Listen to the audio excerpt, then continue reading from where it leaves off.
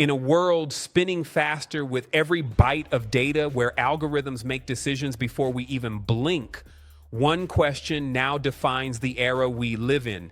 What if the AI you thought was just a tool had already rewritten your life? This is not science fiction. This is not the future. This is right now. Pause. Cinematic music swells. You wake up. Your phone buzzes. It's not just a notification, it's a command. One chosen from thousands of predictive simulations of what would grab your attention, spike your cortisol, and flood your system with dopamine. You think you made a choice, but that choice was made for you. In 2026, AI doesn't just recommend your music, it curates your emotions. It doesn't just write your emails, it shapes your relationships. And soon it won't just suggest your next career move, it will become your career. Because this year, the AI you use will use you back. Let's take a walk. Soft footsteps, city ambiance.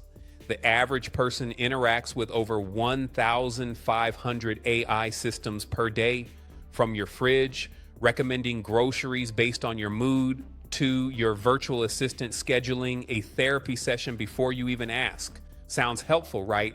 Until you realize your agency, your autonomy, your unpredictability is being optimized out of existence. And that's just the beginning.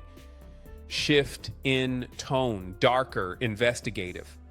In a hidden lab in California, an AI model just passed something called the cognitive Turing test.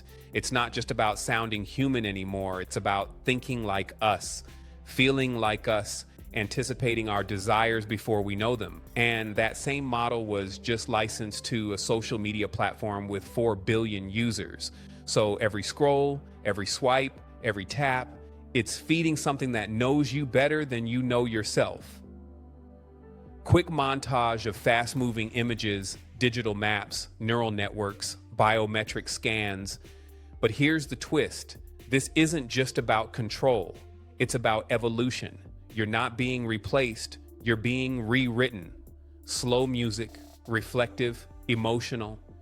You see, the power of AI is not in its logic. It's in its presence. It's always there, always watching, always suggesting. We used to ask, will AI take my job? Now we must ask, will AI take myself? But not all is lost. Because in this cinematic drama of data and destiny, there is one wild card: you. Your ability to resist automation, to choose discomfort over convenience, to reclaim your decisions, to slow down in a system designed for speed. Let me tell you about Maya. She's 32, works in marketing, and last year an AI wrote every email, every caption, every client proposal she sent.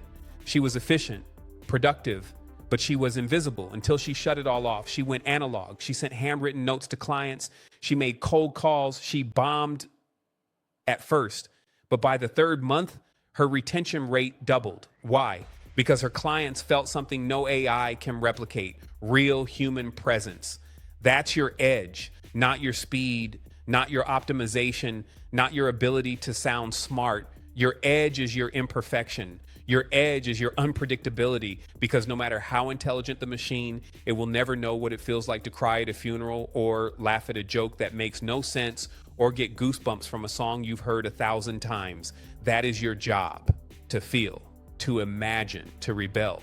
Pause. Cinematic music intensifies. So the next time your AI assistant says, "I've scheduled your day," you say, "No thanks." You schedule wonder instead.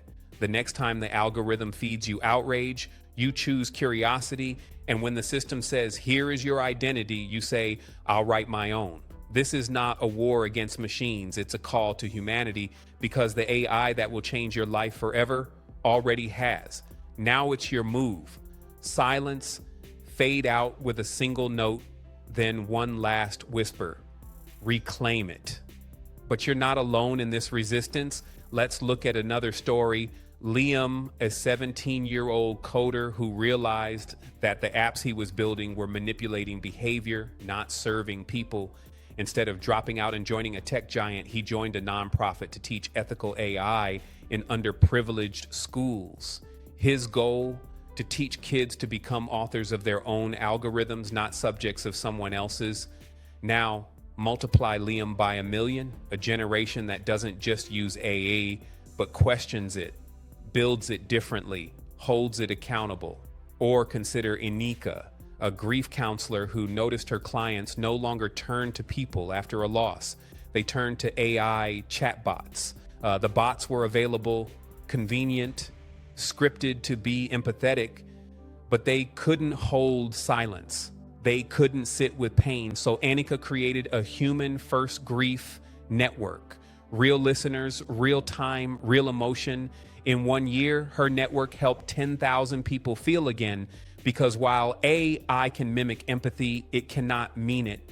This script isn't just a warning, it's a reminder to artists: keep painting with pain, with joy, with chaos. To teachers, keep asking questions that don't have answers. To leaders, make decisions that no model could predict. Because your humanity is not a bug, it is the feature. And when AI offers perfection, offer presence. When it serves patterns, serve paradox. When it promises speed, deliver soul. Because in the end, no machine can dream what you dream. No algorithm can love the way you love. No network can rebel the way you rebel.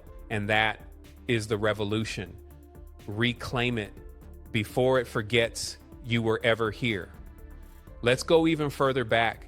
In the 1800s, the Industrial Revolution reshaped the world. It promised ease, production, growth, and it delivered at a cost.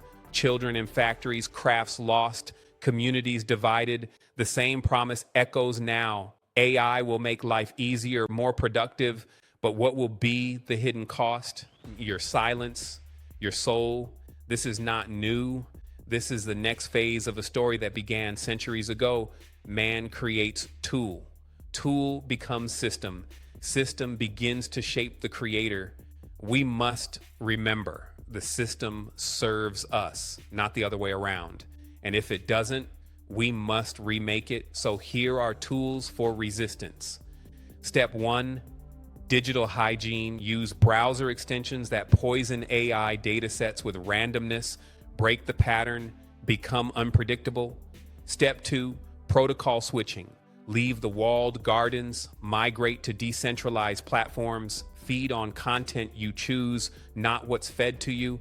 Step 3, cognitive decoupling. Fast, disconnect, walk without your phone, reclaim the rhythm of your own breath. Step 4, creative rebellion. Write badly, paint chaotically, dance like it matters, because it does. Finally, step 5, human signal. Seek people, touch skin, make eye contact, build relationships that algorithms can't map.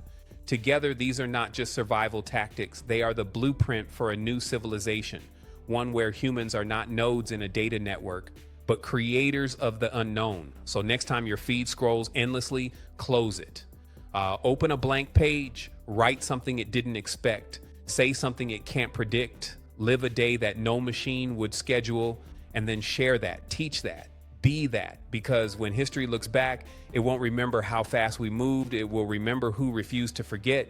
You are not a product. You are not a pattern. You're not a user. You are a story, and stories are sacred. So go write the next one and make sure it's one only a human could tell.